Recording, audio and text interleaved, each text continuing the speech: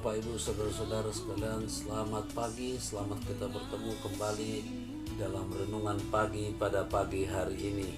Hari ini adalah hari Minggu di mana kita akan beribadah di gereja kita masing-masing. Tetapi sebelumnya pagi ini saya rindu untuk menyampaikan renungan pagi bagi kita sekalian.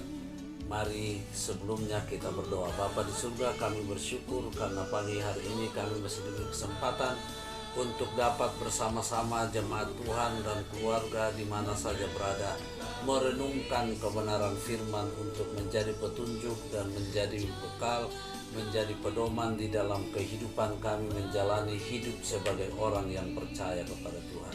Ini doa kami dalam nama Tuhan Yesus. Amin. Pagi hari ini kita akan membaca di dalam 2 Korintus pasal 1 ayat 21 sampai 22.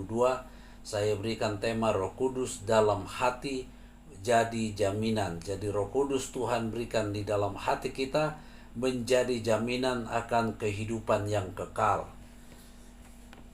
2 Korintus 1 ayat 21 dan 22, sebab Dia yang telah meneguhkan kami bersama-sama dengan kamu di dalam Kristus adalah Allah yang telah mengurapi, memeteraikan tanda miliknya atas kita dan yang memberikan Roh Kudus di dalam hati kita sebagai jaminan dari semua yang telah disediakan untuk kita. Rasul Paulus menguraikan 4 aspek karunia Allah dalam diri orang percaya melalui Roh Kudus. Yang pertama, Roh Kudus menetapkan orang percaya dan menolong mereka bertekun dalam kehidupan iman mereka. Jadi Roh Kudus itu penolong untuk memberikan kita ketekunan dalam menjalani kehidupan iman kita. Oleh karena itu di dalam 1 Petrus 1 ayat 5, yaitu kamu yang dipelihara dalam kekuatan Allah karena imanmu sementara kamu menantikan keselamatan yang telah tersedia untuk dinyatakan pada zaman akhir. Poin yang kedua, Roh Kudus mengurapi orang percaya supaya memberikan mereka kuasa untuk bersaksi. Jadi Roh Kudus itu diberikan supaya kita punya kuasa menjadi saksi. Makanya di dalam Kisah pasal 1 ayat 8, tetapi kamu akan menerima kuasa bila mana Roh Kudus turun ke atas kamu, dan kamu akan menjadi saksiku di Yerusalem dan di seluruh Yudea dan Samaria sampai ke ujung bumi. Jadi bagi orang yang rindu menjadi saksi Kristus, maka mereka perlu dan mereka merindukan supaya Tuhan memberikan kuasa Roh Kudus untuk menjadi saksi. Kalau tidak, maka kita tidak mungkin bisa menjadi saksi daripada Tuhan. Poin yang ketiga, meterai yang resmi dan dari kepemilikan Allah. Meterai yang resmi dari kepemilikan Allah. Roh Kudus itu menjadi meterai, cap yang resmi sebagai miliknya Tuhan. Ini menandakan orang percaya sebagai miliknya sendiri dan menghasilkan sifat yang saleh dalam kepribadian manusiawi mereka. Jadi Roh Kudus diberikan sebagai meterai untuk menjadi miliknya Kristus, milik Kristus sendiri, bukan dimiliki oleh kuasa-kuasa yang lain lagi, tetapi Kristus memiliki kita seutuhnya sehingga menghasilkan suatu sifat yang saleh dalam pengabdian kita kepada Tuhan. Efesus pasal 1 ayat 13. Di dalam Dia kamu juga, karena kamu telah mendengar firman kebenaran, yaitu Injil keselamatanmu. Di dalam Dia kamu juga ketika kamu percaya dimeteraikan dengan Roh Kudus yang dijanjikannya itu. Kapan kita dimeteraikan? Ketika kita percaya terhadap atau percaya kepada Tuhan Yesus, dan kita dimeteraikan oleh Roh Kudus sebagai tanda kepemilikan.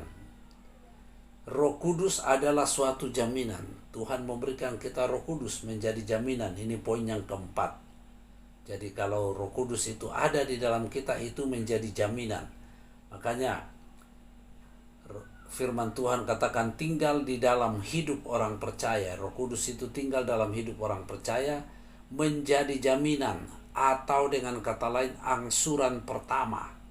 Ketika kita membeli sesuatu dan kita sudah membayar angsuran pertama, nah ini suatu pertanda bahwa apa yang kita beli itu akan menjadi milik kita, tetapi terus kita akan melunasi. Nah, Tuhan memberikan Roh Kudus sebagai angsuran pertama bagi orang percaya yang menyatakan bahwa suatu kehidupan yang lebih mulia bersama Kristus akan datang pada masa depan. Roma 8 ayat 23, dan bukan hanya mereka saja, tetapi kita yang telah menerima karunia sulung roh, kita juga mengeluh dalam hati kita sambil menantikan pengangkatan sebagai anak, yaitu pembebasan tubuh kita. Jadi satu kali kelak, maka sekalipun kita sudah diberikan Roh Kudus, tapi sampai pada hari ini kita masih hidup dalam tubuh, masih ada kadang-kadang keluhan. Tetapi Bapak Ibu harus yakin kita sedang menantikan pengangkatan sebagai anak, dan kita dibebaskan dari semua sifat tabiat tubuh manusiawi kita.